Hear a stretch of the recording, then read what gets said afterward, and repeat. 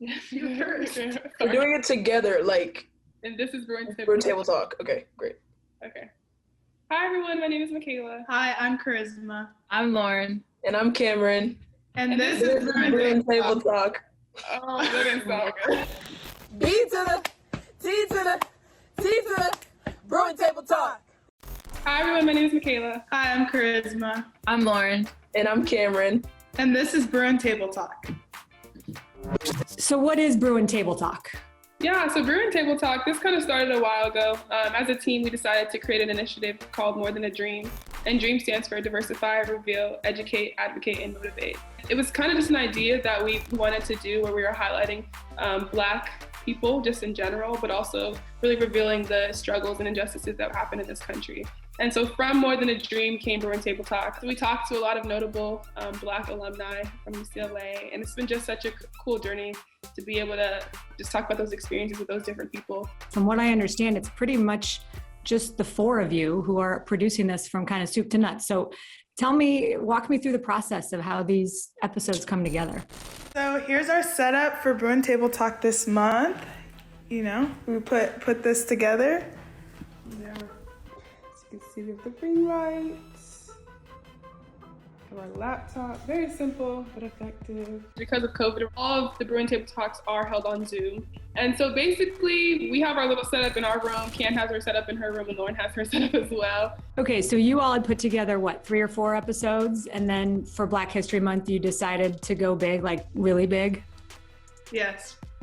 Our special guest today is Christine Simmons. Hey ladies, thanks for having me. Earl Watson and Baron Davis.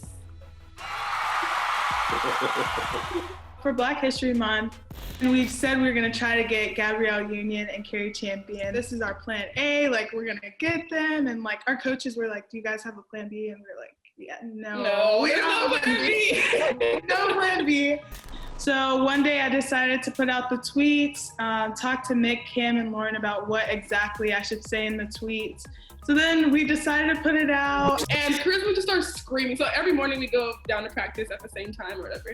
And so I'm getting ready to leave. And I'm like, what's going on? She's screaming, Michaela. I'm like, on the other side of my room, I think there's a robber. I'm like, I gotta get out there, but I can't. I was just freaking out. And so she's like, Gabby, I'm like, ah! And we start screaming together and we start hugging because this is a phenomenal moment. We were just super, super excited. When we got to practice, we saw Lauren in the locker room. We had another scream. Our teammates were like, oh my God! Hey y'all, so we just finished practice and today's the day. We finally get to do our interview with Gabby and Cari. I had to do my makeup and my hair. I had to make sure I looked right, looked good for this Bruin Table Talk. And our special guests today are Gabrielle Union and Cari champion.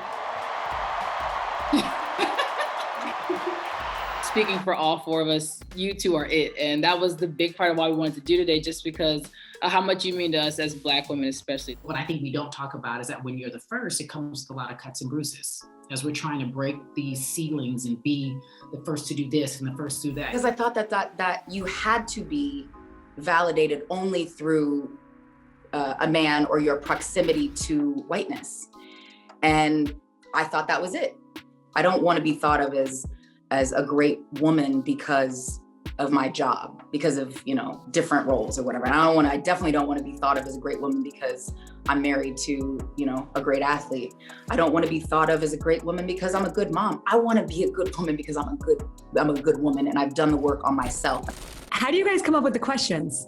It really is based on what we personally want to kind of learn about them. You are the first freshman backcourt to ever start at UCLA. You're also roommates. Tell me about your experience and just what it was being at UCLA. We would sit up, listen to rap music, and really talk about the world.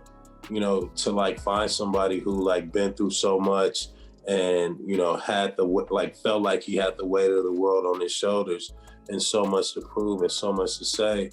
I think it became my mentality too.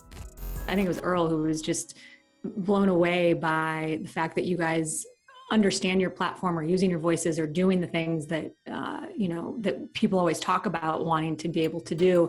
And there was one thing that he said that really stuck with me when he said that John Wooden, that they had a chance to be around John Wooden, get to know him, and that he would be really proud of what you guys are doing. Coach Wooden would have wanted you to do this. He's all for forward progression and social views and breaking that down and bringing people together and giving your narrative to the world. He's all for that in a positive way through basketball. So he would have supported you. He would have been so proud of you. And that's just the way UCLA make us. This last summer when we were having the conversations around even forming More Than a Dream, just the initiative itself, I think all four of us kind of had just a shift where we already were talking about things social justice wise, and we in our smaller group were aware and having those conversations. But I think we all took a turn where we decided we were gonna make it bigger and wider, and we wanted to tell people, and we knew we had the platforms as athletes, and we wanted to kind of break down that barrier of what can you say as an athlete, and we knew in our heart of hearts we were doing the right thing.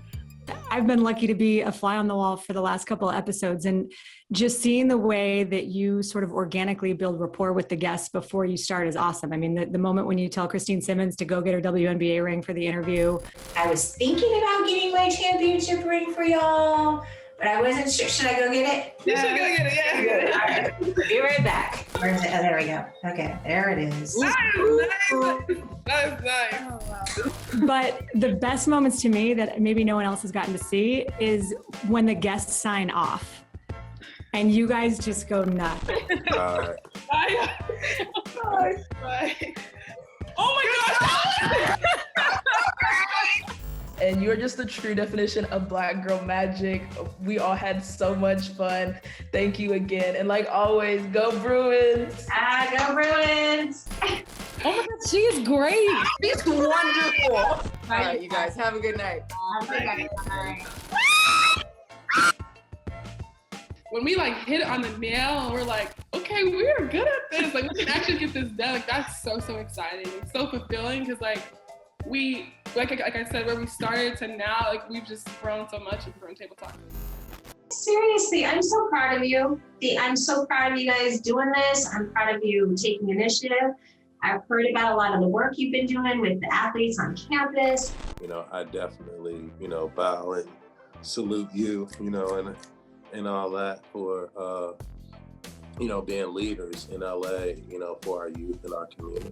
And the power of using your voice and doing the right thing is so spectacular and amazing. And if you're learning that now when you're in your 20s, heaven forbid, when you guys, it's about to take over. We walked the same paths that some of these great notable Bruins did, but it also makes me sit here and think wow, we have it really good. We are super blessed to be in the situation we are now, the facilities, everything, and just being able to use our platforms. Just the fact we have a program who's willing to sit down and have some hard conversations. We're fortunate to have staff and teammates who they want to, and they really want to dig in and do the work. I think it's just for me reaffirm that we just have some amazing Bruin alumni. There have been people who come through this campus, and we're just so honored to be able to walk the same campus as people like Baron, Earl, and Christine. So I think it definitely just reaffirms what it means to be a Bruin and be a champion in every single asset of your life. Has this piqued any of your interest in going into media or content production at some point? I said if we all come back together and do it again, yes. If it's us four, yes. No solo career for me.